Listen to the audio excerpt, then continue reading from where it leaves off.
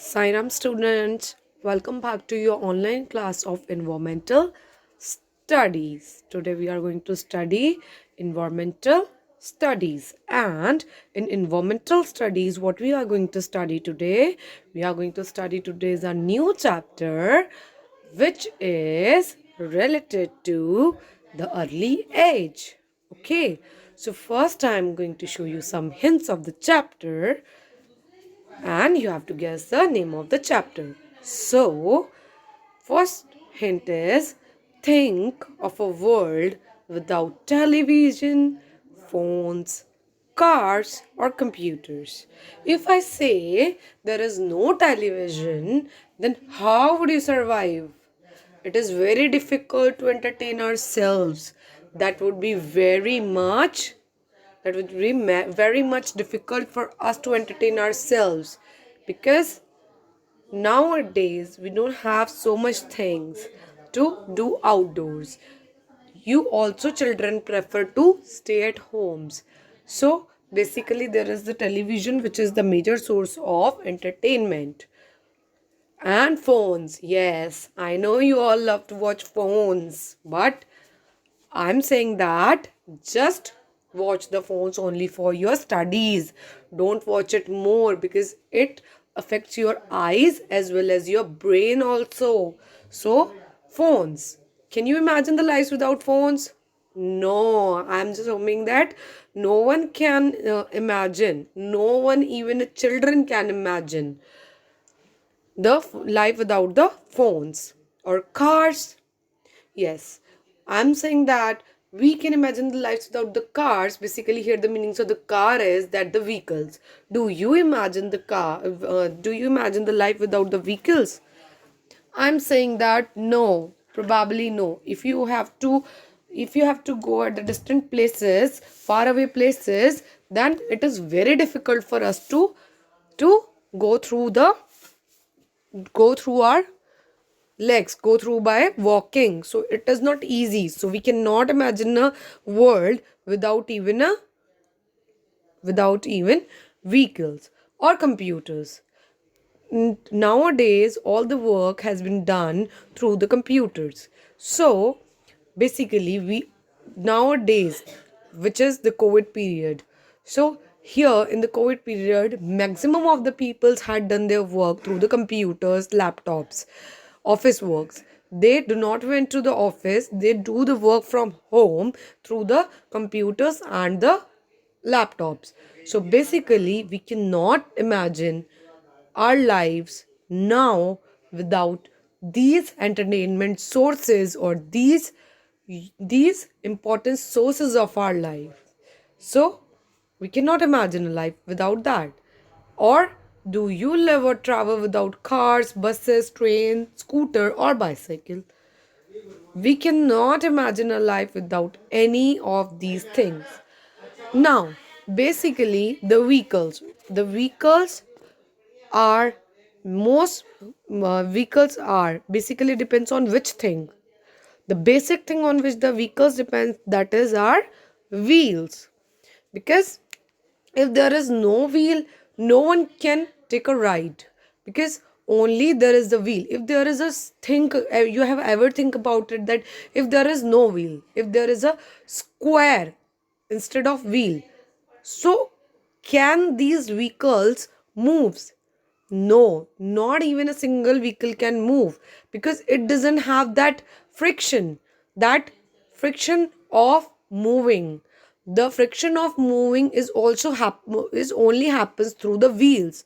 So only with the help of wheels our vehicles can roll on, or we can take a ride on that, and we can go at the distant places on them. Okay, so basically with this explanation I'm just hoping that you know which chapter we are going to study today. We are going to study today is our chapter number 14, how the wheel was invented. What is the name of the chapter? How the wheel was invented. How the wheel was invented. Our chapter number 14 is how the wheel was invented. In this chapter, we are going to study about the early age, that how the early men invented the wheels. Basically, we do not know that who invents the wheel, but it's a myth that early peoples or early men invented the wheels by their basic day-to-day needs, through their basic day-to-day needs. I'm going to explain my words in further slides more appropriately. Okay, so here is one picture of a car in which there I'm showing you the wheels. If there is no wheels in the cars, if there is no wheel in the car, so do you think this car will run? Or if the wheels would be in a square or in rectangle, so will it be possible to move a car? As I told you earlier, that no car or no vehicle can move without wheels or without the shape of a circle wheel, because it doesn't have friction to move. Okay, so basically the wheels is the most important things in our nowadays life, because we cannot even imagine a life without the wheels. Okay, so let's begin to study the chapter now. Here I'm going to show you one wheel. Okay, so in this chapter, you will learn how the early humans learned to make the wheels. How the early humans learned to make the wheels. So, basically, how they know what is a wheel, how they know why it is important to invent a wheel. So, let's study in this chapter about the wheels, about the invention of wheels. When the early people hunted or killed small animals like the wild dog, wild boar, or deer, they carried the animals on their backs to their homes. I'm repeating again, listen to me very carefully. When the early people hunted or killed small animals like the wild dog, wild boar, or deer, they carried the animals on their backs to their homes. Basically, what happened? Early peoples always, what they do for their livings, they kill the wild animals, and after killing them, either they eat them raw or they cook them. So basically, they hunt the wild animal for their livings, basic livings. They hunt and eat the wild animals. So when they hunted the wild animals, they just kept them on their back and take it to their place, to their family, to eat that hunted animal. Next is, but when they hunted large animals like the bison or the elephant, it was not easy to drag or pull these animals along the ground over the long distances. I'm repeating again. But when they hunted large animals, they like the bison or the elephant, it would not easy to drag or pull these animals along the ground over long distances. What happened when they hunted the small animals? That was easy to take them on the back. But sometimes they hunted the huge animals for the whole family. Only one animal they hunt for the whole family, and this animals would be big. Like, as we know, the elephants are too big. So if they hunt the big animal, so it could not be possible for them to take that animal on their back, because it is too huge and too heavy in the weight. So what they do, they basically drag them or pull them to the ground to the long distances, and which is very tiring for them, which is very tiring and very much difficult to drag or pull that animals to very distant or far away places. So see in the next paragraph what they do. Nobody really knows who invented the wheel. Perhaps someone saw a log or a piece of wood from a tree rolled down a hill. I'm going to repeat it again. Nobody really knows who invented the wheel? Perhaps someone saw a log or a piece of wood from a tree roll down a hill. What happens? Basically, nobody knows the exact name of the person that who invented the wheel. As we know the exact names of of the person who invented some things, like who invented the computer. So we know the father of the computer is Charles Babbage. Similarly, who invented the electricity? So Thomas Alva Edison invented the electricity. But we do not have a particular name to know that who invented the wheel. But perhaps there is someone who saw a log of wood. How to invented the wheel? There is someone we don't know who is. So he saw a log or a piece of wood from a tree roll down a hill. He was sitting there and he saw that suddenly a log of wood suddenly rolled down over the hill. So, after seeing that, with the time, early people realized that they could move heavy things easily on they put them on logs and rolled them along. What happened?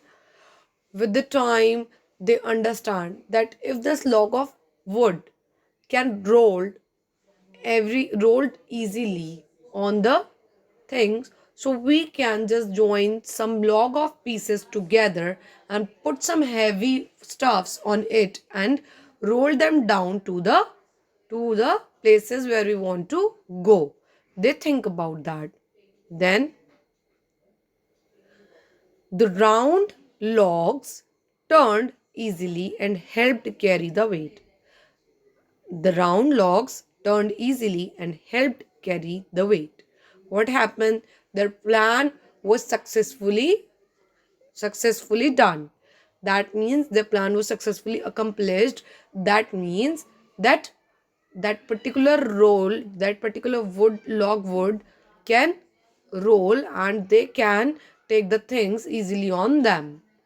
Then someone had the wonderful idea to cut the long words into the pieces. Each of the pieces become a wheel, and so the wheel was invented. What happened?